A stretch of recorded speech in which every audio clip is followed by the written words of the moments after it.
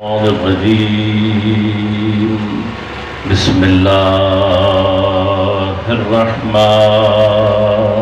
الرحيم الحمد لله الذي هدانا لهذا وما كنا لنهتدي لولا أن هدانا الله لقد جاءت رسل ربنا بالحق الصلاة والسلام على رسول المسدد المصطفى الأمجد المحمود الأحمد أبي القاسم محمد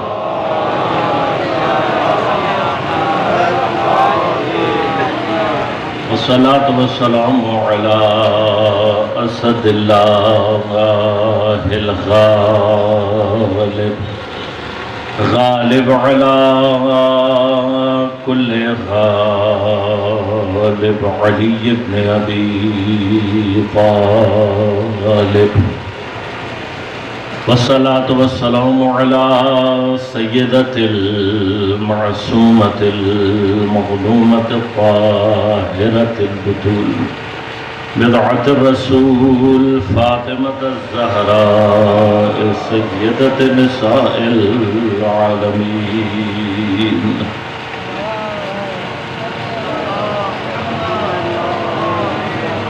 والصلاة والسلام على الحسن المجتبى والحسين المظلوم وأهل بيته الطيبين الطاهرين المعصومين المظلومين المنتجبين المنتخبين لا سيما بقية الله في الأراضين روحي وأرواح العالمين لتراب مقدمه الفداء ولعنة الله على أعدائهم أجمعين أما بعد قال الله تعالى في كتابه الكريم بسم الله الرحمن الرحيم قل إن كنتم تحبون الله فاتبعوني يحببكم الله ويغفر لكم ذنوبكم والله غفور رحيم الصلوات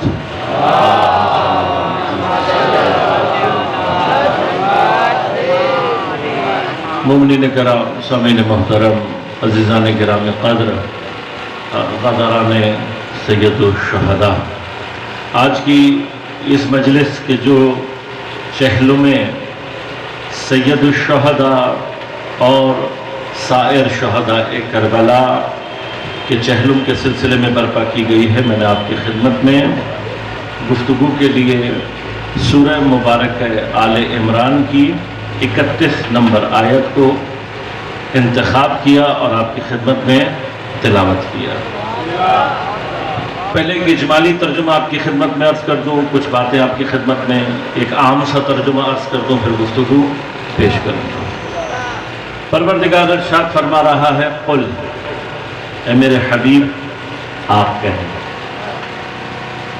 یہ یاد رکھیے گا کہ قرآن میں جہاں کہیں پر بھی یہ لفظ قل آیا ہے کئی مقامات پر قل هو اللہ احد قل اعوذ برب الفلق قل اعوذ برب الناس قل یا ایھا الکافرون قل لا اسألکم علیہ اجرا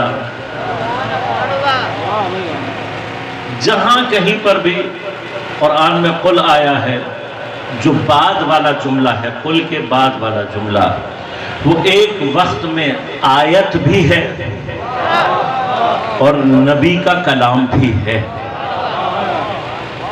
جب اللہ نے کہا قل کہہ دو اب جب کہہ دو کہہ دیا تو کون کہے گا نبی کہیں گے لہذا جیسے اس مقام پر کہا کیا کہہ دو کہو تم کہو کیا کہو اگر تم اللہ سے محبت کرنے والے ہو میری اتباع کرو اب یہ میری کہاں جا رہا ہے؟ کون ہے جس کو کہا جا رہا ہے میری اتباع کرو؟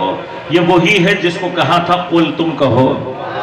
بس ایک ہی وقت میں اب غور کیجئے گا، ہے وہ ذات لا شریک، کوئی اس کا شریک نہیں ہے، لیکن اس مقام پر اپنے کلام میں قل کہہ کر، دیکھیے باقی مقامات پہ تو قرآن ہی ہے نا، اللہ تعالیٰ نے کتنی جگہوں پہ یا ایھا الذین آمنوا کہہ کر بات کر دی، تو اس مقام پر بھی اللہ کہہ سکتا تھا نا یا ایھا الذین آمنوا ان کنتم تحبون اللہ، اے صاحبان ایمان اگر اللہ سے محبت کرنے والے ہو فاتبعوا رسولی، میرے رسول کی اتباع کرو، کہہ سکتا تھا نا قرآن. لیکن قرآن نے کیا کہا؟ قل، اے نبی یہ بات میں نہیں کہوں گا، یہ بات آپ کہیں گے، آپ کہیں گے. تو جب آپ کہیں گے تو جملہ کس کا بن جائے گا؟ رسول کا بھی، جو لا شریک ہے، کسی مقام پر اپنے الفاظ کے ساتھ، اپنے کلام کے ساتھ نبی کے کلام کو شریک کر رہا ہے تو لا شریک ہے، لا شریک. لیکن یہاں جملہ ایک ہی وقت میں آیت ہے یا نہیں ہے؟ آیت بھی ہے. جب پیغمبر کہہ رہے ہیں تو پیغمبر کا جملہ ہے یا نہیں ہے؟ ایک ہی وقت میں پیغمبر کا جملہ بھی ہے، خدا کا کلام بھی ہے، دونوں ہی کا کلام بن گیا. تو بس پروردگار یہ بتا رہا ہے یاد رکھنا، یاد رکھنا میں تم سے بات کرنے کے لیے اپنے حبیب کو وسیلہ بناتا ہوں. تم نے اگر مجھ سے بات کرنی ہو تو اس وسیلے کے بغیر مت آنا. جس وسیلے سے جاتا ہے آدمی اسی وسیلے سے آتا ہے. بس اللہ نے جس وسیلے سے ہم سے بات کی ہے تم بھی اسی وسیلے کو اللہ تک پہنچنے کے لیے اختیار کرنا. اور خود آیت کا مطلب بھی یہی ہے. میں عرض کروں گا آپ کی خدمت میں، قل جب آ جاتا ہے تو کیا ہوتا ہے؟ پورے قرآن میں قل سے مراد سوائے پیغمبر اکرم صلی اللہ علیہ وآلہ وسلم کے کوئی اور ذات نہیں ہے. کوئی بھی تا قیام قیامت یہ نہیں کہہ سکتا کہ اس قل سے مراد میں ہوں. اللہ نے مجھ سے کہا، وہ ہے جو کہہ سکتا ہے، کوئی نہیں کہہ سکتا. لہذا قیامت تک اگر قرآن کا ترجمہ بھی کرنا ہو، قرآن سمجھنا تو بہت دور کی بات ہے، قرآن کے باطن میں جانا تو اور بھی مشکل بات ہے.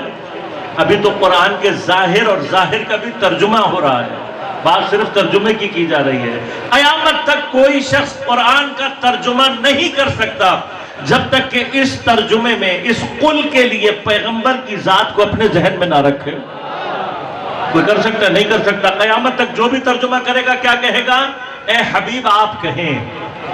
مجبور ہے نا انسان، مجبور ہے. تو اب غور کیجئے گا، انسان ترجمے کے لیے بھی قرآن کو بغیر پیغمبر کو تصور کیے سمجھ نہیں سکتا.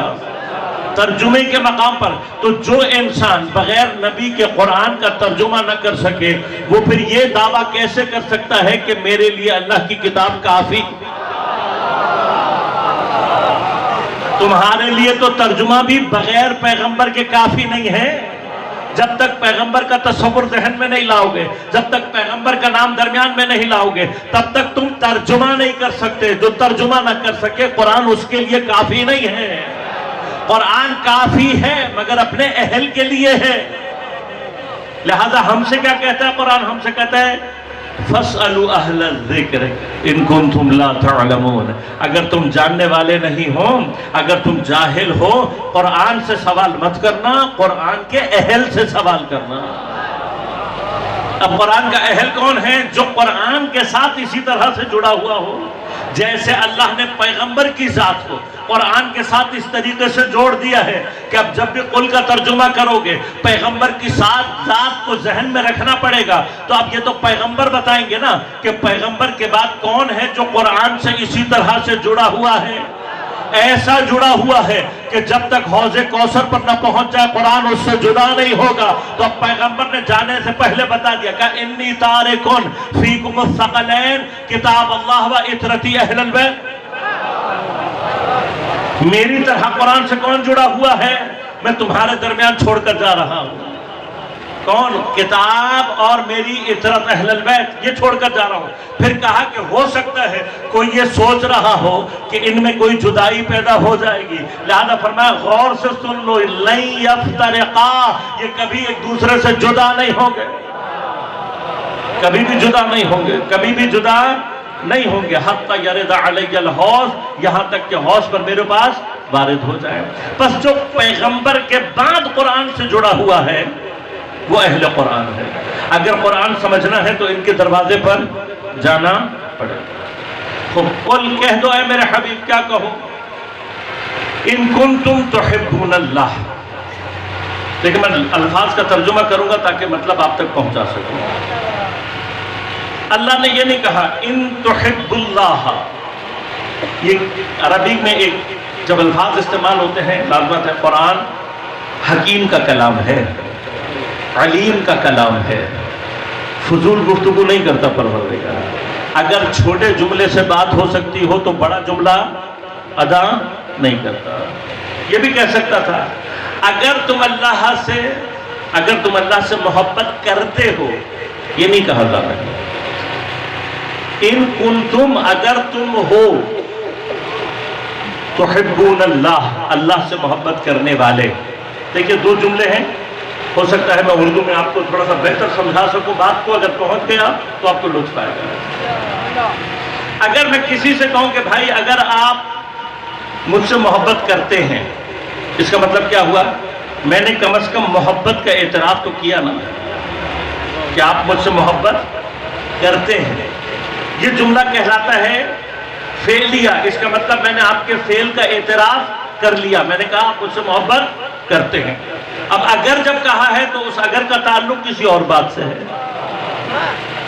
اس کا تعلق پھر محبت سے نہیں ہے، محبت تو ثابت ہو گئی۔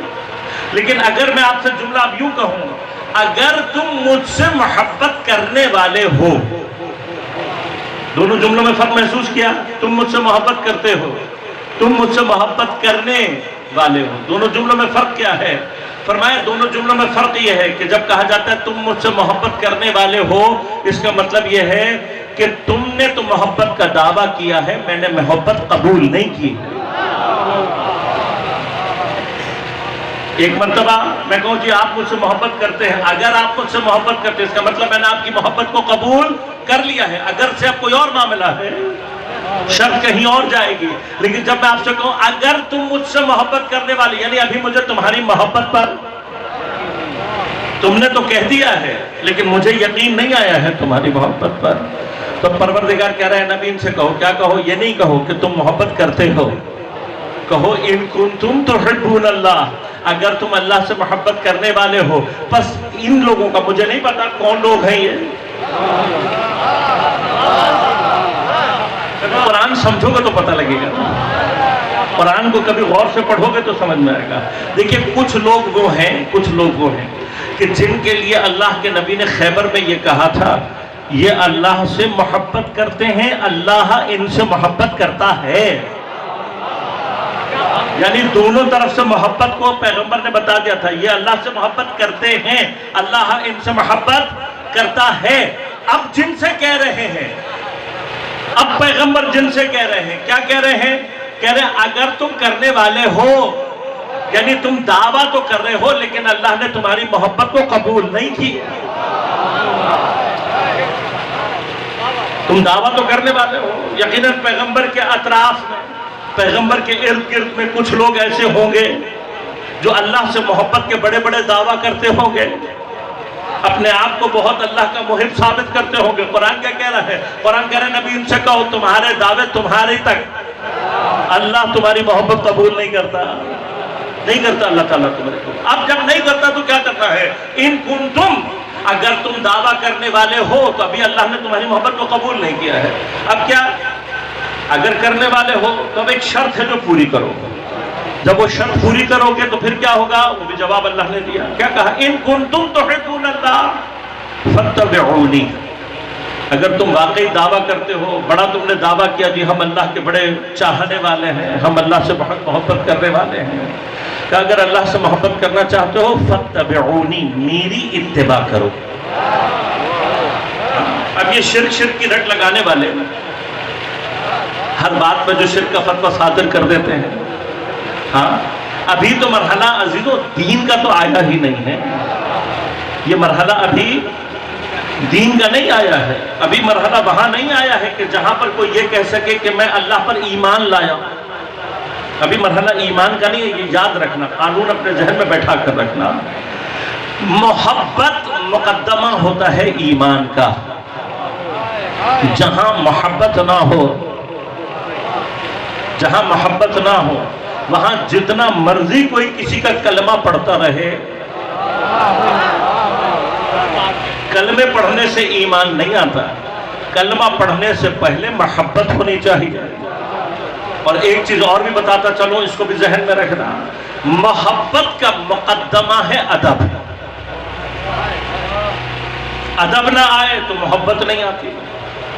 ایسا ہو سکتا ہے کہ آپ کسی کا احترام ہی نہ کرتے ہو، آپ کے دل میں کسی کا کوئی ادب ہی نہ ہو، اور پھر اس کی محبت آپ کے دل میں آ جائے؟ ہو سکتا ہے؟ نہیں ہو سکتا۔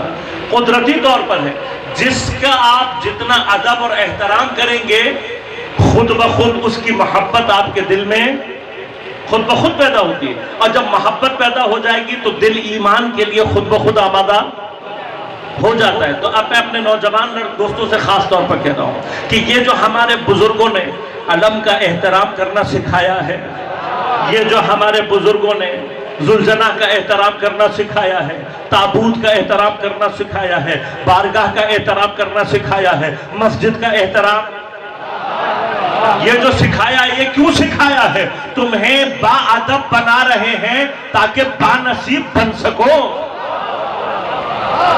بے ادب رہ جائے تو بے نصیب ہوتا ہے، با ادب بنے گا تو محب بنے گا، محب بنے گا تو مومن بنے گا۔ اب جو علم کا احترام نہ کر سکے، اس کے دل میں مولا عباس کی محبت کبھی آ ہی نہیں سکتی۔ تو جس کے دل میں مولا عباس کی محبت آئے ہی نہیں، وہ کبھی بھی وفا پر ایمان رکھ ہی نہیں سکتا۔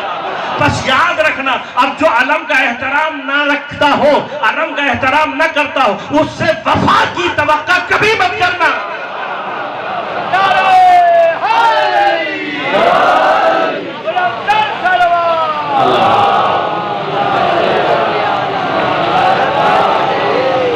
جس کے دل میں جناب عباس کی محبت نہ ہو، میرے مولا غازی کی محبت جس کے دل میں نہ ہو، وہ وفا کرنے والا ہو سکتا ہے؟ کبھی نہیں ہو سکتا۔ اب تو پاکستان کی تاریخ نے ثابت بھی کر دیا۔ ہاں، پورے پاکستان میں چلے جاؤ، جہاں تمہیں علم کا احترام کرنے والی قوم ملے گی، وہ پاکستان کی وفادار ملے گی، وفادار ملے گی۔ اور جتنے علم کے دشمن ملیں گے، پاکستان کے بھی غدار ملیں گے۔ تو آج بھی کربلا بتا رہی ہے، وفادار کون ہوتے ہیں، غدار کون ہوتے ہیں۔ آج بھی دیکھو وفادار کون ہے اور غدار۔ بس ادب کرو گے، احترام کرو گے تو محبت آئے گی، محبت آئے گی تو پھر ایمان کا مرحلہ۔ تو ابھی ہم ایمان کی بات نہیں ہو رہی، قرآن ابھی ایمان کی بات نہیں کر رہا، ابھی تو محبت کے مرحلے میں بات کر رہا ہے۔ تو اب مولوی تو مجھے بس یہ بتا، ایمان تو بہت دور کی بات ہے، خدا پیغمبر کی اتباع کے بغیر اپنی محبت قبول نہیں کرتا، تیرا کلمہ کیسے قبول کر لے گا؟ کیسے کر لے گا قبول اللہ تعالیٰ؟ اس نے اپنی محبت کی شرط، جس نے محبت کی شرط لگا دی تو ایمان کی شرط خود بخود ہوگی۔ کیا کہا اللہ نے؟ کہ تم محبت کرنے والے ہو، مجھے نہیں قبول تمہاری ابھی محبت، تمہارا دعویٰ، تم جتنا مرضی اللہ سے محبت کا دعویٰ کر رہے ہو، یہ دعویٰ مجھے قبول نہیں ہے۔ کب قبول کروں گا؟ فَاتَّبِعُونِي، جب تم میرے رسول کی اتباع کرو گے۔ پیغمبر کیا کہہ رہے ہیں؟ میری اتباع کرو، میری اتباع کرو۔ اچھا، جب تم میری اتباع کرو گے تو کیا ہوگا؟ یحببکم اللہ، جب تم میری اتباع کرو گے تو اللہ تم سے محبت کرے گا، تب اللہ محبت کرے گا، تب اللہ محبت کرے گا۔ کب کرے گا؟ جب میں رسول کی اتباع کروں گا۔ تو بس اتنی بات تو مجھے سمجھ میں آ گئی، خدا مجھ سے محبت میری محبت کی وجہ سے نہیں کرے گا، پیغمبر کی اتباع کی وجہ سے کرے گا۔ تو خدا سے محبت اگر کروانی ہے، چاہتے ہو کہ خدا تم سے محبت کرے، کیا کرو؟ اتباع کرو، اتباع کرو۔ اب یہ اتباع کیا ہے؟ بس اس کے لیے میں تھوڑا سا وقت آپ کا لوں گا، ایک مقدمہ عرض کروں گا کہ یہاں پر آیت ہمیں سمجھانا کیا چاہتی ہے، اور پھر آپ کی زحمتوں کو تمام کروں گا۔ لیکن بس ایک جملہ آپ کے ساتھ ساتھ عرض کرتا جاؤں گا خاص طور پر کہ جو ابھی حالیہ بارشوں اور سیلاب میں جو مشکلات آپ نے دیکھی، جو مسائل آپ نے دیکھے، ہماری حیثیت نہیں ہے کہ ہم آ کر آپ کو حتیٰ یہ بھی کہہ سکیں کہ ہم اس میں آپ کے برابر کے شریک ہیں، یہ بھی حیثیت نہیں ہے، میں کوئی اس طرح کا دعویٰ نہیں کرتا، لیکن یہ ضرور کہوں گا کہ اب سے نہیں، جب پہلی بارشیں ہوئی تھیں محرم سے پہلے اور ہمیں پہلی اطلاع ملی تھی، تب سے خدا کا شکر ہے کہ ہم نے مسلسل جہاں جہاں جا سکے، جن لوگوں کو کہہ سکے، جہاں سے بھی امداد ممکن ہو سکے اور مومنین نے کی، اور جہاں تک ہم پہنچا سکے ہم نے اپنی وسعت کے اعتبار سے فرض ادا کرنے کی کوشش کی۔ لیکن یہ کوئی احسان نہیں ہے، ایک مومن کا دوسرے مومن پر جو حق ہوتا ہے، میں یہ بھی نہیں کہوں گا کہ میں نے کوئی یا میرے ساتھیوں نے، میرے دوستوں نے کوئی حق ادا کیا ہے، ہم نے کوئی حق ادا نہیں کیا۔ اپنی بساط میں ہم جتنا کر سکتے تھے، آپ جانتے ہیں زیادہ تر مشکلات اس وجہ سے نہیں آئی کہ امداد میں کمی تھی، اس وجہ سے نہیں آئی۔ آپ جانتے ہیں میں زیادہ سیاسی گفتگو کا عادی نہیں ہوں، آپ جانتے ہیں کہ زیادہ تر امداد کے راستے روکے گئے، میں اس سے زیادہ بات نہیں کروں گا، لیکن آپ نے مشکلات دیکھی، خدا آپ کو اس کا اجر دے، خدا آپ لوگوں کی سب کی، جتنے بھی ابھی لوگ مشکلات میں ہیں، خدا ان سب کی مشکلات کو دور کرے۔ میں دو باتیں بس آپ سے کہنا چاہوں گا۔ پہلی بات تو یہ کہنا چاہوں گا عزیزان من، جو سیاسی حالات پاکستان کے چل رہے ہیں، 75 سال تو ہمیں ہو گئے تھے، اگر 75 سالوں میں بھی ہم نے یہ بات نہیں سمجھی تو آگے بھی نقصان ہوتا ہے۔ اس ملک میں بہرحال اب جو بھی حالات ہیں، ہم اپنے آپ کو تبدیل کریں گے، انشاءاللہ خدا ہم پر کوئی رحم ضرور کرے گا، لیکن کوشش یہ کریں اپنی مدد آپ کے تحت اپنے مسائل حل کرنے کی کوشش کریں، آسرے میں نہیں رہے، آسرے میں نہیں رہے۔ یہ لوگ جس صفت کے لوگ ہیں، ان کے اندر جو صفات پائی جاتی ہیں، چھوٹے چھوٹے بچوں کی لاشیں دیکھ کر بھی نا ان کی آنکھ سے آنسو نکلتے ہیں، اور جب آدمی ایسا ہو جائے تو وہ اپنے وقت کا یزیدی ہوتا ہے کہ نہ اس کو لوگوں کے گھروں کے اجڑنے کا غم ہوتا ہے، نہ اسے لوگوں کے بچوں کے مرنے کا غم ہوتا ہے، نہ اسے اس بات کا غم ہوتا ہے کہ کچھ مائیں بہنیں کھلے آسمان کے نیچے بیٹھی ہیں۔ ان کے دلوں میں اس کا مطلب ہی کیا ہے کہ یہ نہیں کریں گے۔ لہذا اگر آپ چاہتے ہیں کہ آئندہ آنے والے وقت میں مسائل آپ کے ساتھ پیش نہ آئیں تو خدا کے لیے اس کا جو انتظام ہے وہ خود کرنے کی کوشش کریں۔ مجھے کچھ انجینئرز نے بتایا، کیونکہ اب ہم بھی مسلسل اس پریشانی میں ہیں کہ خدا نہ خواستہ دوبارہ ہر سال، تقریباً ہر کچھ سال، 2010 میں بھی سیلاب آیا تھا، بہت بڑی تباہی ہوئی تھی، 2010 سے لے کر 2022 تک 12 سال میں صرف حالات خراب ہوئے ہیں، ٹھیک نہیں ہوئے۔ لہذا اگر دوبارہ اللہ نہ کرے اگلے سال، 2 سال بعد، 3 سال بعد، لیکن دوبارہ اگر سیلابی صورتحال پیدا ہوتی ہے اور ہم نے خود سے کچھ نہیں کیا تو مسائل سنگین ہیں۔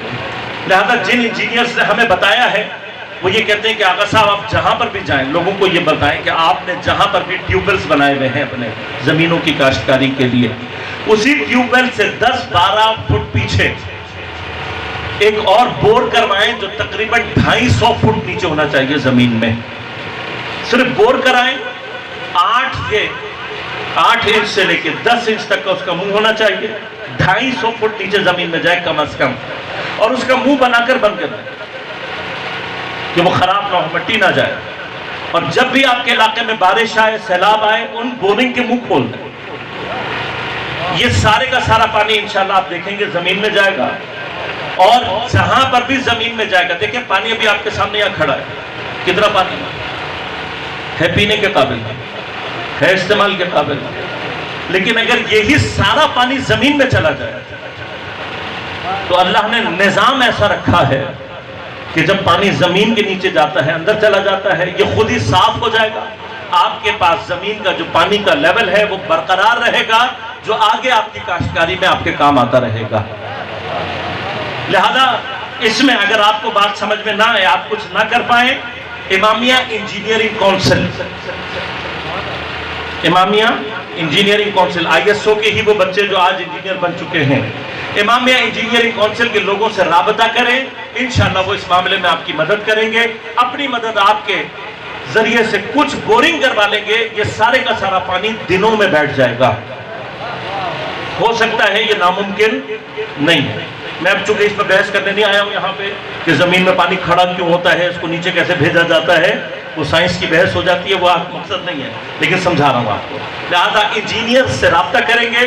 ہمارے بچے ہیں سندھ کے بھی ماشاءاللہ ISO کے بچے ہیں، داؤد کے پڑھے میں ہیں، NAD کے پڑھے میں، باقی انجینئرنگ یونیورسٹی کے پڑھے میں ہیں. ان سے رابطہ کریں، ان کے ساتھ ہمکاری کریں، اپنی مدد آپ کے مقاطعات مرحلے کو طے کریں.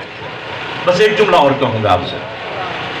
یقیناً آپ کے لیے یہ سال، یہ محرم اور یہ سفر بڑا سخت گزرا ہوگا، بہت سخت گزرا ہوگا. لیکن اگر آپ نے اپنی مصیبت سے کربلا کی مصیبت کو سمجھنے کی کوشش کی ہو، اگر آپ نے یہ انہی دنوں میں، یہی دن ہے نا، اپنا گھر لٹنے سے سیدہ کے گھر کے لٹنے کی کیفیت کو اپنے اندر سمجھا ہو، اپنے گھر والوں کی بے چادری سے سیدہ کی بیٹیوں کی بے چادری کو سمجھنے کی کوشش کی ہو، تو آپ کے دل اور اہل بیت سے نزدیک ہو گئے. اور مومن تو ہوتا ہی وہ ہے جو کہتا ہے میرا سب کچھ لٹ جائے لیکن حسین کی محبت میرے دل میں پیدا ہو جائے. لہذا اپنی اس مصیبت کو، اپنی اس مشکل کو اہل بیت سے اپنا دل نزدیک کرنے کے لیے استعمال کریں. بس یاد رکھیے گا سب کچھ لٹ جائے، صرف حسین کی پیاس سمجھ میں آ جائے، صرف حسین کے بچوں کی محبت دل میں پیدا ہو جائے، تو پھر اس سے بڑا کوئی سرمایہ نہیں. یہ خدا کا شکر ہے کہ اہل بیت اطہار کا غم ہر غم میں ہمارا مددگار ہوتا ہے. بس یہ یاد رکھنا یہی وہ محبت ہے جس کی قیمت خدا کے نزدیک ہے. کیا کہا خدا نے؟ محبت کرنے والے ہو کیا کرو؟ میرے نبی کی اتباع. بس تھوڑا سا وقت لوں گا، زیادہ نہیں. اتباع کا معنی کیا ہے؟ پیروی کرنا، کسی کے پیچھے چلنا، کسی کی بات ماننا.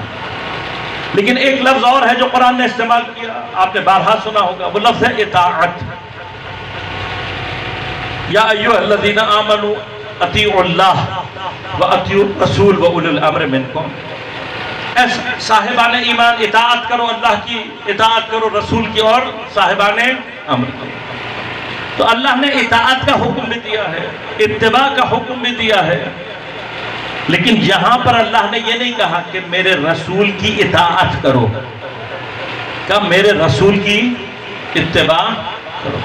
بس یہ فرق آپ کو سمجھاؤں گا، اطاعت میں اور اتباع میں کیا فرق ہوتا ہے، اور خدا اس آیت کے ذریعے سے چاہ کیا رہا ہے، ہم سے کیا چاہتا ہے. بھائی یہ سمجھنا ہے اور آپ کی زحمتوں کو تمام کروں گا. خدا نے کیا کہا؟ یہ نہیں کہا اے رسول ان سے کہو ان کنتم تحبون اللہ فاطیعونی، نہیں، اطاعت نہیں. یہاں پہ کیا فرمایا؟ فاتبعونی، میری اتباع کرو. اطاعت میں اور اتباع میں فرق کیا ہے؟ اطاعت ہوتی ہے قول سے، جملے سے، کلام سے. مثلا میں آپ کو کہوں، کسی بچے کو کہوں بیٹے پانی لے کر آؤ، اب میں نے اس سے پانی مانگا، یہ پانی لے کر آ گیا، اطاعت ہو گئی.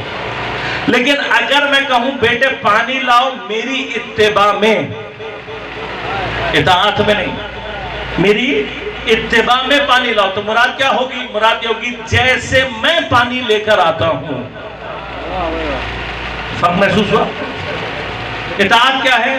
پانی لے آؤ، جیسے بھی لے آئے گا اطاعت کر لے گا. لیکن جب میں کہوں میری اتباع میں لاؤ، تو اتباع کا معنی کیا ہوگا؟ جیسے میں پانی لے کر جاتا ہوں ویسے پانی لے کر آؤ. لہذا اب اگر اللہ کا رسول کہے میری اطاعت کرو، نماز پڑھو، تو آپ جیسے مرضی نماز پڑھ لو، نماز ہو جائے گی. لیکن اگر کہا جائے میری اتباع میں نماز پڑھو، تو پھر اتباع میں نماز کیسی ہوگی؟ اتباع میں نماز ہوگی ویسی جیسے رسول نے پڑھی ہے، جیسی رسول نے پڑھی ہے، جیسی رسول نے پڑھی ہے. بس یاد رکھنا جیسی رسول نے پڑھی ہے. کوئی اگر ہم سے کسی بھی جگہ کہتا ہے کہ نماز ایسے پڑھو یا نماز ویسے پڑھو، کوئی بھی ہم سے کہے بھئی نماز ایسے پڑھو یا نماز ویسے پڑھو، مثلا میں کہہ دیتا ہوں یہاں پہ یقیناً ہمارے برادران اہل سنت بھی ہوں گے. آپ نے ہم سے کہا مجھے ہوتا ہے مثلا بعض اہل سنت کے دوست آتے ہیں وہ کہتے ہیں کہ مولانا آپ لوگ ہاتھ باندھ کے نماز کیوں نہیں پڑھتے ہیں؟ تو میں جواب دے دوں ان کے بھی ذہن میں رہے ہمارے پاس کوئی ایک بھی صحیح و سند اور صریح حدیث نہیں ہے کہ جس سے یہ ثابت ہو کہ پیغمبر نے کبھی ہاتھ باندھ کر نماز پڑھی ہے. اور ذمہ داری سے کہہ رہا ہوں ممبر کے. اب آپ سے صرف یہ کہوں گا کہ آپ اپنے علماء سے جا کر ایک دفعہ صرف یہ پوچھ لیں کیا آپ کے پاس کوئی صریح اور صحیح و سند حدیث ہے یا نہیں. دیکھیے امام مالک اہل سنت کے 4 اماموں میں سے ایک امام مالک ہے اور امام مالک کا فتویٰ یہ ہے کہ نماز ہاتھ باندھ کر پڑھنے سے باطل ہو جاتی ہے. جتنے بھی مالکی مذہب کے لوگ ہیں وہ ہاتھ کھول کر نماز پڑھتے ہیں. تو امام مالک کے نزدیک ہاتھ باندھنے سے نماز باطل ہو, یعنی علماء اہل سنت کا بتا رہا ہوں. کیوں؟ اس لیے کہ امام مالک کہتے ہیں کہ میرے پاس کوئی بھی صریح اور صحیح و سند حدیث نہیں ہے جس سے یہ ثابت ہو کہ پیغمبر نے کبھی ہاتھ باندھ کر نماز پڑھی ہو. یہ ایک فقہی مسئلہ ہے. اب آپ ہم سے مت پوچھیں, آپ اپنے علماء سے جا کر پوچھیں کہ آپ کے پاس کوئی حدیث ہے یا نہیں. اگر مل جائے تو عمل کر لینا, نہ ملے تو آپ کی مرضی ہے. آپ نے کہا ہم سے خاک کربلا پہ سجدہ کیوں کرتے ہو؟ ہم نے کہا جی پیغمبر نے ساری زندگی سب سے زیادہ سجدے کیے ہی خاک پر. اب قالین پہ سجدہ کرنے کی دلیل آپ کو مل جائے تو کر لو. ہاں اسی طرح سے اگر کوئی کہے کہ نماز میں فلاں چیز پڑھو, میں زیادہ ڈیٹیل میں نہیں جاؤں گا, تو اس سے بحث نہیں کریں کسی سے. تو بھائی تمہارے پاس دلیل ہے تم پڑھ لو. ہمیں کوئی ایسی دلیل لاؤ کہ کسی 14 معصومین میں سے کسی ایک نے بھی پڑھی ہو, ہم تمہارے ساتھ پڑھیں گے. لیکن اگر نہیں لا سکتے تو بس کیا ہے, یاد رکھنا جیسی نماز رسول نے پڑھی ہے ویسی نماز پڑھنی, ویسی, بالکل ویسی, نہ آگے نہ پیچھے. اب مسئلہ کیا ہے, بس اب یہاں میں ایک مرحلہ طے کروں گا, بات ختم. اگر رسول جیسی نماز پڑھنی ہے جیسی رسول نے پڑھی تو ضروری کیا ہے, عمل کے اندر پیروی کرنا. ایک دفعہ قول میں پیروی ہے, ایک دفعہ فعل میں ہے, عمل میں پیروی ہے. عمل میں پیروی کرنے کے لیے نمونہ سامنے ہونا چاہیے. ایسے ہی ہے نا بھئی, میں آپ کو ایک دفعہ پانی لا کر دکھاؤں گا کہ دیکھو ایسے پانی لاتے ہیں, تب آپ کو پتہ لگے گا کہ بھئی ایسے لانا ہے پانی. لہذا جب تک عمل سامنے نہ ہو, فعل آنکھوں کے سامنے نہ آ جائے, تب تک اتباع ممکن نہیں ہوتی. لہذا اس کو اپنے ذہن میں بیٹھا لیں. خدا نے پورے قرآن میں اور روایات میں کہیں پر بھی پروردگار کے ساتھ لفظ اطاعت استعمال ہوا ہے, اتباع کہیں استعمال نہیں ہوا. کیوں نہیں ہوا؟ اس لیے کہ اتباع کے لیے ضروری ہے کوئی جسم ہو. وہ جسم اپنے اعضاء سے جب کوئی عمل انجام دے گا اور ہم دیکھیں گے تو پھر ہم اس کو کاپی کریں گے, اس کی پیروی کریں گے. چونکہ خدا کا جسم نہیں ہے, لہذا خدا کی اتباع بھی اصلا ممکن ہی نہیں ہے. لہذا نہ قرآن میں نہ روایات میں کہیں پر بھی خدا کے لیے اتباع کا لفظ استعمال نہیں ہوا. خدا کی کرنی ہے اطاعت, اتباع کس کی کرنی ہے؟ پیغمبر کی. پر نماز اللہ کی ہے, اتباع پیغمبر کی ہے. روزہ اللہ کا ہے, اتباع رسول کا ہے. اب مرحلہ کیا ہے؟ بس ایک مرحلہ. اور اب اگر آپ کو قول چاہیے, اگر آپ کو اطاعت کرنی ہے, اللہ کا قول, اللہ کا کلام, اللہ کی گفتگو آپ تک پہنچ جائے گی, آپ اطاعت کر لیں گے. لیکن اگر اتباع کرنی ہے تو پھر قول سے نہیں کر سکتے نا, پھر جملوں سے بات نہیں ہو سکتی, اس کے لیے فعل چاہیے. ایسے کیا؟ اب قول کہاں محفوظ ہوتا ہے؟ قول محفوظ ہوتا ہے کتاب میں. ایسے کیا؟ اگر ہم پیغمبر کی اطاعت کرنا چاہتے ہیں کیا کریں؟ بھئی حدیث کی کتاب پڑھ لو, پیغمبر کا قول مل جائے گا, عمل کر لو گے, اطاعت ہو جائے گی. لیکن اگر پیغمبر کی اتباع کرنا چاہیں تو کیا کریں؟ کبھی کتاب میں لکھا ہوا ہے کہ پیغمبر نے ایسے نماز پڑھی, ویسے نماز پڑھی, تو سوال یہ پیدا ہوتا ہے کہ یہ جو بتا رہا ہے اور میں پڑھ رہا ہوں, یہ پیغمبر کا فعل ہے یا راوی کا قول ہے؟ کیا ہے یہ تو راوی کا قول ہے. اگر میں اس پہ عمل کرنے کی کوشش کروں گا تو میں نے پیغمبر کی اتباع نہیں کی, راوی کی اطاعت. خدا مجھ سے کیا کہہ رہا ہے؟ خدا کہہ رہا ہے رسول کی کرو, رسول کی اتباع کرو، یعنی کیا؟ جیسا رسول فعل کر کے دکھائے ویسا فعل کر کے دکھاؤ۔ تو پروردگار جب تو نے اطاعت واجب کی تو تو نے اطاعت کے لیے قول کو محفوظ کرنے کا راستہ بھی بتا دیا۔ وہ راستہ کیا ہے؟ کتاب۔ کتاب کے اندر قول موجود ہوگا، پڑھو، عمل کر لو۔ اپنی اطاعت چاہی تو نے کتاب نازل کر دی۔ کتاب جب تک رہے گی، خدا کا قول رہے گا، اطاعت ہوتی رہے گی۔ لیکن اگر پیغمبر کی اتباع کرنی ہے تو اب کتاب نہیں چاہیے، ایسی چیز چاہیے جو پیغمبر کا فعل کر کے دکھا سکے، جو پیغمبر کا عمل کر کے دکھا سکے۔ ہم عمل دیکھیں گے، عمل کریں گے، ایسا ہی ہے نا؟ ایسے ہی۔ بس اب غور کرو، اگر خدا نے اطاعت کا حکم دیا ہے تو کتاب کی بھی حفاظت کی ہے۔ اب جب پیغمبر کی اتباع کا حکم دے گا تو ضروری ہے کہ وہ چیز بھی موجود ہو جو پیغمبر کا فعل کر کے دکھا سکے۔ اب فعل کو کیا چیز سیو کرتی ہے؟ فعل کو کیا چیز محفوظ کرتی ہے؟ ہر گھر میں لگی ہوئی ہے، کیا کہلاتی ہے؟ آئینہ، شیشہ ہے نا بھئی، آپ اپنے گھر میں روزانہ دیکھتے ہیں۔ ہاں، آپ کی بات تو آپ لکھ لیں گے، محفوظ ہو جائے گی، وائس میں ریکارڈ کر دیں گے، محفوظ ہو جائے گی، آپ کا بچہ یاد کر لے گا، محفوظ ہو جائے گی۔ لیکن آپ کا فعل کون کر کے دکھائے گا؟ سب سے بہترین آپ کا فعل کر کے دکھاتا ہے آئینہ۔ جیسا آپ کریں گے، جیسا کریں گے، جیسے ہاتھ ہلائیں گے، جیسے آنکھ ہلائیں گے، جو بھی کریں گے، آپ کا ہر فعل آئینہ کر کے دکھاتا رہے گا۔ تو بس اس کا مطلب کیا ہوا؟ اگر اطاعت کرنی ہے تو کتاب کے پاس جاؤ، لیکن اگر اتباع کرنی ہے تو آئینہ تلاش کرو، آئینہ تلاش کرو۔ اب آئینہ یہ جو گھر میں لگا ہوا ہے یہ ضعیف سا آئینہ ہے۔ جب تک عمل کرنے والا سامنے رہتا ہے، عمل کر کے دکھاتا ہے، چلا جائے تو پھر کوئی عمل کر کے نہیں دکھاتا۔ تو اب ایسا آئینہ نہیں چاہیے کہ پیغمبر چلے جائیں تو عمل بھی چلا جائے۔ آئینہ کیسا چاہیے؟ آئینہ ایسا چاہیے کہ جو آئینہ پیغمبر سے اس کے رسالت اور نبوت کے ملکات کو اپنے اندر جذب کر چکا ہو۔ پیغمبر سے نبوت کے اور رسالت کے ملکات کو اپنے اندر جذب کر چکا ہو، رسول کی نقل نہ اتارتا ہو، رسول کی نقل نہ اتارتا ہو، رسول کا فعل کر کے نہ دکھاتا ہو، بلکہ ایسا آئینہ ہو کہ جب ہو جہاں ہو اس سے رسول کا ہی فعل صادر ہوتا ہو۔ اب غور کرنا، ایسے آئینے کہ جو پیغمبر رہیں نہ رہیں پیغمبر کا فعل کر کے دکھا سکے۔ یقیناً پیغمبر سے دور نہیں ہونے چاہیے تھے، رسول کے نزدیک ہونے چاہیے تھے۔ تو اب اللہ نے کیا کیا؟ پہلا آئینہ پیدا ابو طالب کے گھر ہوا تھا۔ اللہ نے پیغمبر کو کہا علی کو اپنے گھر لے آئے، اپنے سینے پر سلاتے رہے، اپنا آب دہن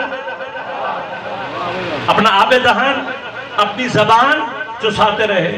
دوسرا آئینہ اللہ نے پیغمبر کے گھر میں سیدہ کی شکل میں اتارا، اسے بھی سینے پر سلایا، اسے بھی زبان چسا چسا کر آب دہن پلا کر جوان کیا۔ پھر اس کے بعد جو آئینے بنے ہیں وہ انہی دو آئینوں کے ذریعے سے بنے ہیں، انہی دو آئینوں کے ذریعے سے۔ پھر تیسرا آئینہ آیا حسن مصطفیٰ کی شکل میں، پیغمبر نے سینے پہ سلایا، اپنا آب دہن اپنی زبان چسا چسا کے جوان کیا۔ پھر امام حسین آئے، ہاں سینے پر سلایا، اور امام حسین کو تو اتنا آب دہن پلایا، اتنی زبان چسائی کہ کسی کو اتنی نہیں پلائی ہوگی۔ میں کہوں گا یا رسول اللہ یہ عمل کیا ہے؟ تو پیغمبر پلٹ کر کہیں گے تمہیں یہ نظر آ رہا ہے کہ میں اپنی زبان چسا رہا ہوں، تمہیں یہ نظر آئے گا کہ آب دہن پلا رہا ہوں، میں آب دہن نہیں پلا رہا، اپنی رسالت کے ملکات ہیں،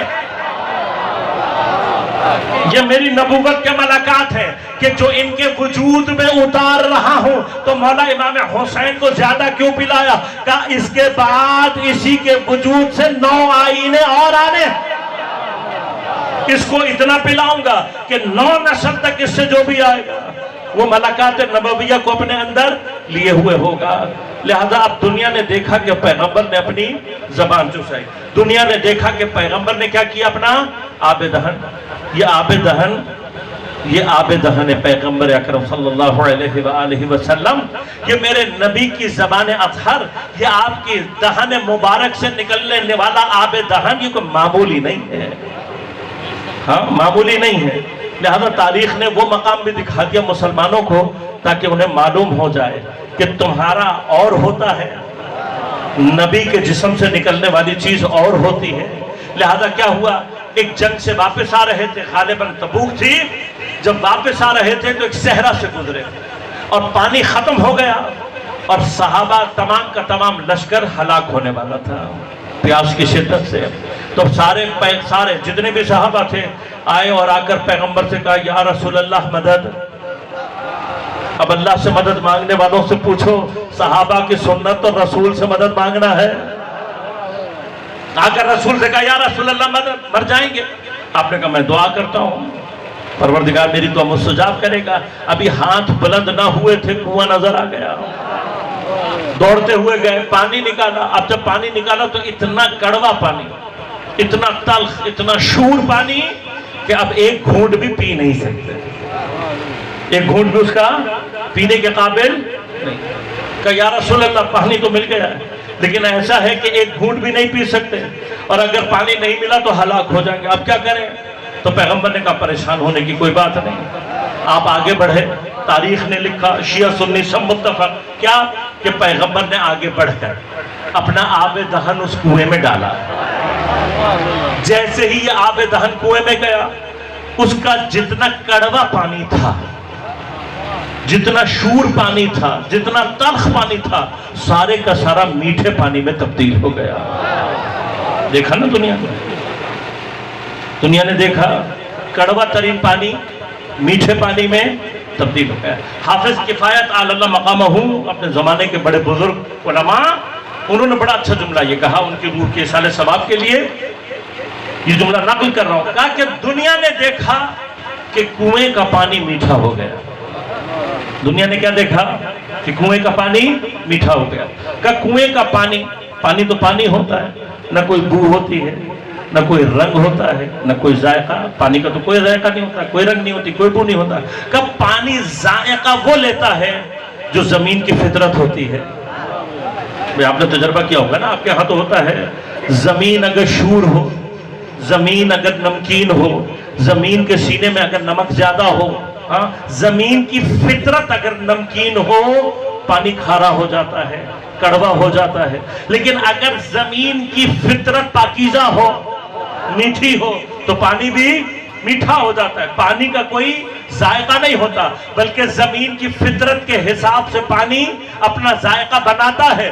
کہ یہ جو آب دہن پیغمبر کنویں میں گیا ہے، اس نے پانی کا ذائقہ نہیں بدلا ہے، بلکہ اس آب دہن کی قوت اتنی ہے کہ اطراف کی جتنی زمین ہے، اس آب دہن سے پوری زمین نے اپنی فطرت کو بدل دیا۔ جس زمین کی فطرت نمکین تھی، اس آب دہن کے سینے میں جاتے ہی اس کی فطرت میٹھی ہو گئی۔ تو جو آب دہن زمین کی فطرت کو اس طرح سے تبدیل کر دے، اب یہ بتاؤ کہ جو یہی آب دہن پی پی کر جوان ہوئے ہوں گے تو کیا ہوا ہوگا؟ اب یہ اس آب دہن نے کیا کیا؟ یہ جو زبان چسائی ہے، اس نے کیا اثر کیا؟ یہ میرے مولا نے اس وقت بتایا جب کوفہ کے ممبر پر بیٹھ کر کہا نا، سلونی سلونی قبل ان تفقدونی، پوچھ لو اس سے پہلے کہ میں تمہارے درمیان نہ رہوں۔ پھر اس کے بعد کیا کہا؟ کہ یہ جو علم ہے نا، یہ کہاں سے آیا ہے، اس کا راز بتایا۔ کہا یہ جو میرا سینہ ہے، سینے پہ ہاتھ کر رکھا، کہا کہ یہ میرا سینہ نہیں ہے، ھذہ بسطۃ فی العلم، یہ علم کا گنجینہ ہے، یہ علم کا ذخیرہ ہے۔ کہاں سے آیا مولا؟ کہ ھذا ما زقنی رسول اللہ زقن زقا، یہ مجھے میرے پیغمبر نے، یہ رسول نے مجھے اس طریقے سے دیا ہے جس طرح سے پرندہ اپنی چونچ سے دانا اپنے بچے کی چونچ میں ڈالتا ہے، چونچ سے ڈالتا ہے۔ میں کہوں گا یا علی، آپ نے اگر مثال ہی دینی تھی، یہ بتانا تھا کہ یہ علم مجھے پیغمبر نے دیا، تو آپ مثال یہ بھی دے سکتے تھے نا کہ یہ علم مجھے پیغمبر نے ایسے دیا جیسے اونٹنی اپنے بچے کو دودھ پلاتی، وہ بھی تو دیتی ہے نا۔ اور مثال اونٹنی کی کیوں؟ اس لیے کہ یہ قاعدہ ہے، قانون ہے کہ جیسی قوم جس چیزوں کو سمجھتی آپ مثال بھی ویسے ہی دیں گے. ایسے ہی ہے نا بھائی. مثلا آپ سندھ کے لوگ ہیں, میں آپ کو خیبر پختونخوا کی مثال دوں گا, آپ کہیں گے مولانا ایسی بات بتاؤ جو ہمیں بھی سمجھ میں آ جائے. آپ پاکستان کے رہنے والے, میں مثال دوں آپ کو افریقہ کی, تو آپ یہ کہیں گے نا مولانا یہاں کی بات کرو تاکہ ہمیں سمجھ میں آ سکے, ہمیں بات سمجھ میں آ جائے. فصاحت کا اصول کیا ہے؟ جو قوم جس چیز سے جتنی آشنا ہو اتنا ہی اس سے مثال دی جاتی ہے. تو عرب کا بدو سب سے زیادہ اونٹ سے واقف تھا, اور پیغمبر مولا کائنات نے کئی جگہوں پر اونٹ سے مثال دی بھی ہے, میں بھی اس تفصیل میں نہیں جاؤں گا. یہاں کیوں نہیں دی مولا؟ کہتے تھے کہ یہ علم مجھے ایسے دیا پیغمبر نے جیسے اونٹنی اپنے بچے کو دودھ پلاتی ہے. تب میرا مولا شاید جواب پلٹ کر یہی کہے گا کہ تم نہیں ہو, میں ہوں فصاحت کا امیر, میں ہوں بلاغت کا امیر. اب مجھ سے سنو, میں نے کیوں یہ مثال دی ہے, اونٹنی کا تذکرہ کیوں نہیں کیا؟ کہ تم نے غور نہیں کیا. اونٹنی دودھ کیسے دیتی ہے؟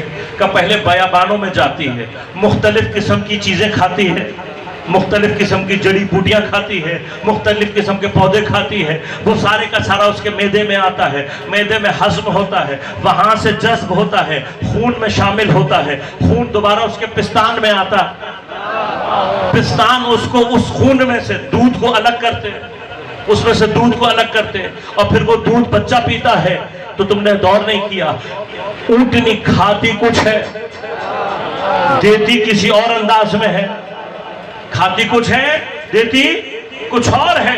لیکن پرندے کے اندر صفت یہ ہے, جیسا دانا اٹھاتا ہے بغیر کسی تبدیلی کے, بالکل وہی دانا ویسا ہی لا کر اپنے بچے کے منہ میں ڈالتا ہے. کہا آج پرندے کی مثال دی اسی لیے ہے تاکہ تمہیں سمجھا سکوں کہ جیسا میرے مولا نے اللہ سے لیا, جیسا رسول نے اللہ سے لیا, بغیر کسی تبدیلی کے مجھنی تک پہنچایا, بغیر کسی تبدیلی کے پہنچایا, بغیر کسی تبدیلی کے. ھذا ما زقنی رسول اللہ زقن زقا, یہ وہ ہے جو مجھے پیغمبر نے اس طریقے سے پلایا. لہذا پیغمبر جنہیں اپنی زبان چسا رہے ہیں, پیغمبر جنہیں اپنا آب دہن پلا رہے ہیں, یہ آئینے ہیں جنہیں پیغمبر آمادہ کر رہے ہیں. لہذا اتنے آئینے ہو چکے ہیں, اتنا یہ پیغمبر کے ملکات کو اپنے اندر جذب کر چکے ہیں کہ حالت بیداری میں تو عمل کرتے ہی ہیں پیغمبر جیسا. اتنا پیغمبر کا عمل ان کے اندر آ چکا ہے کہ اگر رات کو سو رہا ہو شب ہجرت کی تو سوتے میں بھی پیغمبر جیسا دکھائے. جن کو اللہ کے رسول نے اتنی محبت سے پالا, اور پھر شرط کیا لگائی؟ شرط یہ لگائی کہ جو ان سے محبت کرے گا وہ مجھ سے محبت کرے گا. اگر اللہ کی محبت کو دل میں رکھنا ہے تو جتنی شباہت پیغمبر سے پیدا ہوتی چلی جائے گی اتنا خدا خود بخود ہم سے محبت کرتا چلے. مسلمانوں بس ایک بات, اس آیت کو سامنے رکھو, ایک دفعہ سامنے رکھو, اور یہ سوچو اگر پروردگار پیغمبر کے عمل کی شبیہ کو اتنا محبوب رکھتا ہے, یعنی کیا, مجھ جیسا گنہگار اگر کوئی کام پیغمبر کے جیسا کرنے لگے گا, پیغمبر کی شبیہ بننے کی کوشش کرے گا عمل میں, تو پیغمبر مجھ سے, خدا مجھ سے محبت کرے گا. اور جس کو پیغمبر نے, میرے مولا حسین کو پیغمبر کی شبیہ بنا کر بھیجا ہو, جناب علی جن الاکبر بیٹا ہے نا حسین کا, کیسا بیٹا ہے؟ روایات صرف اہل بیت اطہار نہیں, حتی دشمنوں نے بھی کیا کہا پیغمبر کی جو بالکل 100% شبیہ تھا وہ جناب علی الاکبر. اہل بیت اطہار کیا کہہ رہے ہیں کہ جب ہم پیغمبر کی زیارت کے مشتاق ہوتے ہیں علی اکبر کے چہرے کی زیارت کرتے ہیں. اتنا شبیہ ہے, اتنا شبیہ. تو مجھے ایمان سے بتاؤ, جب اللہ پیغمبر کی نقل کرنے والے کو دوست رکھتا ہے تو جس کو خود اللہ نے پیغمبر کی شبیہ بنا کر بھیجا ہوگا اس کے بدن کو ٹکڑے ٹکڑے کرنے والے ہیں، اس کے سینے میں برچھی کا پل توڑنے والوں کو اللہ، کیا ان کی محبت تو ہیں؟ اللہ سے محبت کرنے والے ہیں؟ کیا ہیں یہ مسلمان کہلانے کے قابل؟ جو پیغمبر کی شبیہ کو اتنی بے دردی سے شہید کر دے، وہ مومن اور مسلمان کہلانے کے قابل ہے؟ لہذا یہ یاد رکھیں، کبھی مت کہا کریں کہ سید الشہداء کے مقابلے پر مسلمان تھے، نہیں تھے یہ مسلمان، انہوں نے اپنے عمل سے یہ ثابت کیا ہے کہ یہ منافق ہے۔ اور کربلا اسی فرق کا نام ہے، جو حسینی ہیں مومن صرف وہ ہوتا ہے، جو حسینی نہ ہو اپنے وقت کا یزیدی ہوتا ہے۔ سب لٹا دیا حسین نے، دین بچا لیا۔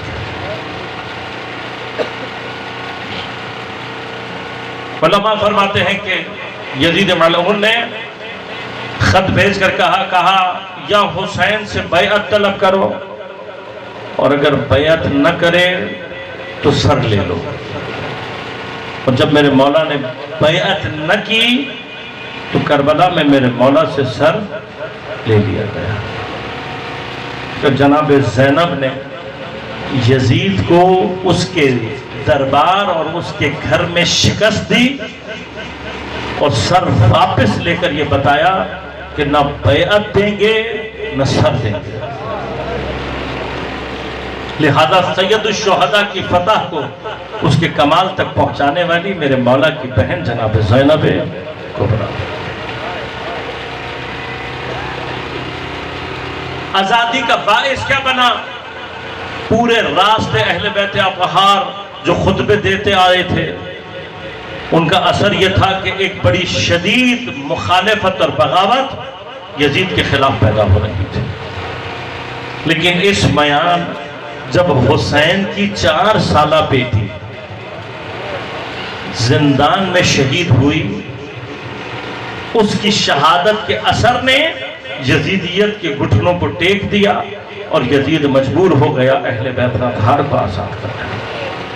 اب جب آزادی ملی نا عزیزوں، تو جناب زینب نے کہا بیٹا سجاد اس وقت تک نہیں جاؤں گی جب تک اپنے بھائی کا سر واپس نہ لے لوں، اس وقت تک نہیں جاؤں گی جب تک یزید کے گھر میں ہی 3 دن عزاداری نہ کروں۔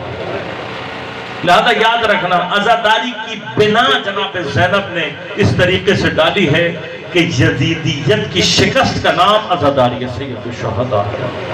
اپنی عزاداری کو ایسا بناؤ کہ اپنے زمانے کے یزید کو شکست دے رہی ہو، تو پھر تمہاری عزاداری وہ عزاداری ہے جو امام سجاد نے کی، وہ عزاداری ہے جو جناب زینب نے۔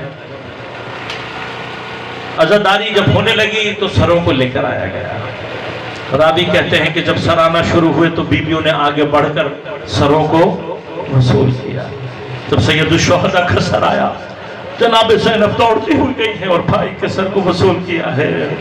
علی اکبر کا سر آیا، علی اکبر کی ماں نے لیا۔ قاسم کا سر آیا، قاسم کی ماں نے لیا۔ لیکن آخر میں 2 شہزادوں کے سر رکھے ہوئے ہیں جن کو لینے والی کوئی خاتون آگے نہیں بڑھ رہی۔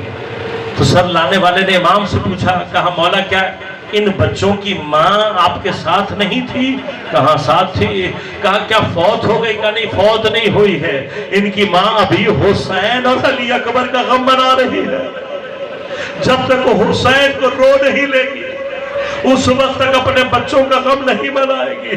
میرے مولا نے اپنے بھائی اول محمد کے سر لیے، جب سارے سر وصول ہو گئے، کربلا میں عزاداری ہو گئی، تو اب یہ کاروان چلا ہے۔ لیکن جناب زینب نے کہا بیٹا سجاد، ہم ابھی تک اپنے شہداء کو رو نہیں پائے ہیں، ہم ماتم کرنا چاہتے ہیں، لہذا پہلے کربلا جائیں گے۔ لہذا عزیزو یہ کاروان پہلے دوبارہ کربلا پہنچا ہے۔ بعض مورخین نے لکھا کہ 40 کے دن ہی، چہلم کے دن ہی یہ کاروان کربلا میں وارد ہوا۔ ان دنوں میں پیغمبر کے صحابی جناب جابر ابن عبداللہ الانصاری امام حسین کی قبر کے مجاور بنے ہوئے تھے۔ ہے جب ایک مرتبہ جناب جابر کربلا پہنچے امام حسین کی مرکز سے لپٹ کر اتنا روئے کہ حضرت کی آنکھیں ضعیف ہونا شروع ہو گئی. ارے ہم سے پوچھنے والوں پیغمبر کے صحابیوں کی سنت حسین کی عزاداری ہے. ارے جابر ابن عبداللہ الانصاری جیسا پیغمبر کا صحابی حسین کا پہلا عزادار ہے. اتنی عزاداری کی ہے کہ آنکھیں اور زیادہ ضعیف ہو گئی.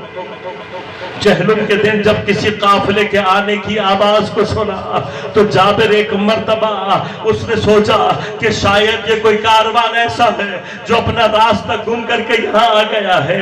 بس اس کاروان کو یہ سمجھانے کے لیے کہ دیکھو یہ ارض مقدس ہے, یہ زمین کے اوپر عرش معلیٰ ہے, یہ کربلا ہے, یہاں سواریوں پہ چل کر بتاؤ. یہ سمجھانے کے لیے آواز کی سمت لاٹھی ٹیکتے ہوئے چلے اور قافلے کے پاس آ کر کہا ہے کاروان والوں رک جاؤ, تمہیں شاید معلوم نہیں ہے یہ سرزمین جہاں تم کھڑے ہو یہ علی اکبر کی جاگیر ہے, یہ حسین کی زمین ہے, یہ عباس کی ملکیت ہے. پھر کہا رہے یہ زمین کربلا ہے. بس کربلا کا سننا تھا. ایک مرتبہ گریہ کی آواز بلند ہوئی.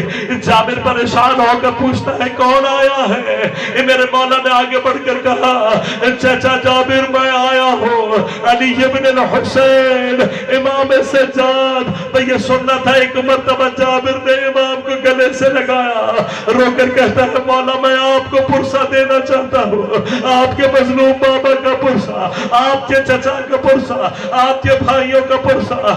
کہا چچا جابر میں آپ سے پرسہ ضرور لوں گا لیکن ابھی میری ایک درخواست ہے. جابر نے کہا مولا آپ حکم کریں. کہا چچا جابر ذرا قبروں سے کچھ فاصلہ اختیار کرنا, اپنے آپ کو قبروں سے تھوڑا سا دور لے جاؤ.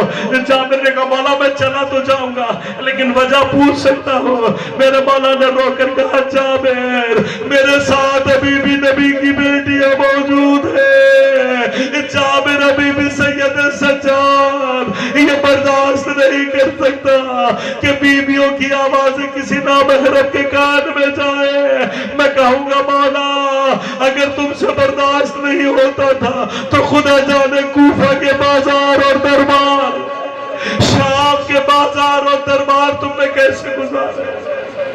بس جب بیویوں کو پتہ لگا کربلا آ گئی, ایک مرتبہ اونٹ سے اتر کر بیویاں دوڑتی ہوئی شہداء کی قبر سے لپٹ کر رونے لگی.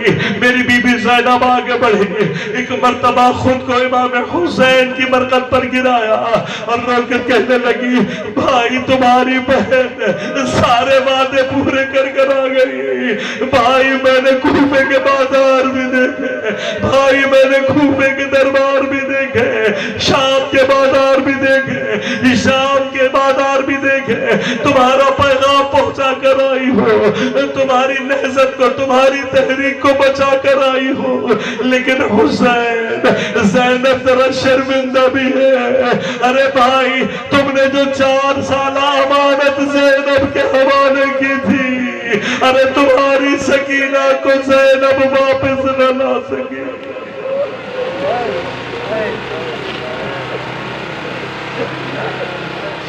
الا ولعنت اللہ علی القوم الظالمین.